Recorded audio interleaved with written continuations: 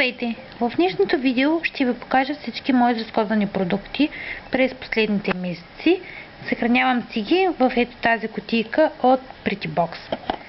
Това са всички продукти, които виждате, и сега ще ви кажа по няколко думи за всеки един от тях. Започваме с ето този слънцезащитен спрей на Eucerin с фактор 30 Sun Spray. Използвах го миналото лято за морето, за басейните и тази година най-накрая успях да го свърша. Мога да кажа само хубави неща за него. Предпазва много добре от слънцето и мисля тази година отново да си го купя. Продава се по аптеките, но не мога да ви кажа цена. Но може да се намери то лесно. Следващия продукт е ето този интимен гел на Lactacis с Ocean Fresh гел се води. По принцип използвам друг интимен гел. Този реших да си го купя просто за да го пробвам и за да сменя моя. Но не бих казала, че съм кой знае колко впечатлена и определено не бих си го купила отново. Мисля, че беше някъде към 4 лева.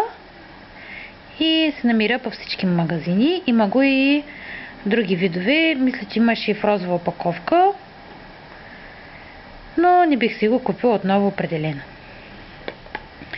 Следващото нещо е ето този семпъл на крема 21. Имаме голямата опаковка. Мисля, че беше от някой Pretty Box или Pink Box, не мога да ви кажа. Харесва ми. Купих си голямата опаковка, както ви казах. Много хубаво попива и го използвам за цялото тяло. Ето така изглежда. Следващото нещо, няколко неща на две неща на Vichy. Знам, че много хора не харесват марката, но пък на мене много добре ми се отразява на лицето и с удоволствие си я купувам. Първото е Norma Derm. Мисля, че се водеше маска за лице. Поне аз така го използвах за почистване. 50 мл. Има 3 стъпки. 3 актив се води почистващо. На мен лично много добре ми се отрази на лицето и смятам скоро да си го закупя пак. Другото на Vichy, пак Norma Derm, пак за почистване. За хидратиране на кожата има помпичка. Текстурата беше много хубава и запълзвах го цялото с голямо удоволствие. И добре ми се отрази на кожата. Премахна ми акнето. Тази разфасовка е 50 мл. И определено бих си го купила пак. Продава се навсякъде, където има марката Vichy. Следващото нещо на Bioderma серум. Хидратираш. Мисля, че беше от някоя от кутиите дойде. Ето, не знам дали се вижда добре. Не останах особено доволна.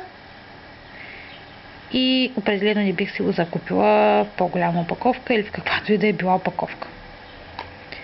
Следващото нещо, това е един парфюм. Ето това на L'Oreal. Това е Triple Active Eyes за турбички под очите. Доста голяма опаковка, така изглежда малка, но количеството вътре беше доста. Използвах го 3-4 месеца, ако не се лъжа. И даже си мислех, че няма да има край. Но най-накрая свърши. Харесва ми, но не бих казала, че се бори кой знае колко добре с тъмните кръгове. Мога да си го купя пак. Но в момента, казвам честно, съм в търсене на добър продукт за очите. Ако имате някакви предложения, ще се радвам да ми ги напишете в коментарите. Следващото нещо и предпоследното е ето това на вид.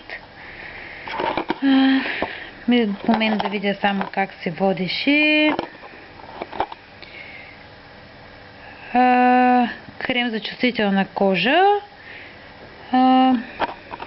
Мисля, че на камерата не се вижда добре.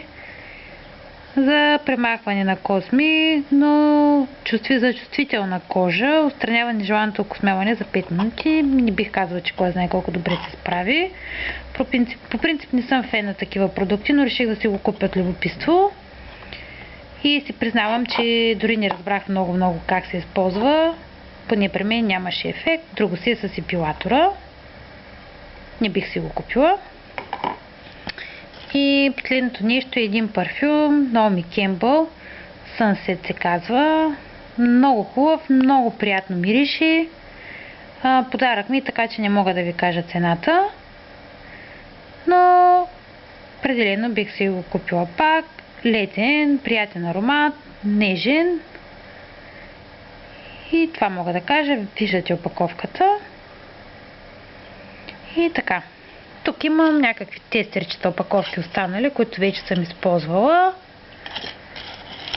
Ето две, но те са от доста отдавна и те бяха с някои от кутиите. Харесаха ми. И това бяха всички мои използвани продукти през последните месеци. Надявам се видеото да ви е харесало. Очаквайте още от мен. И това е за сега. Чао, чао!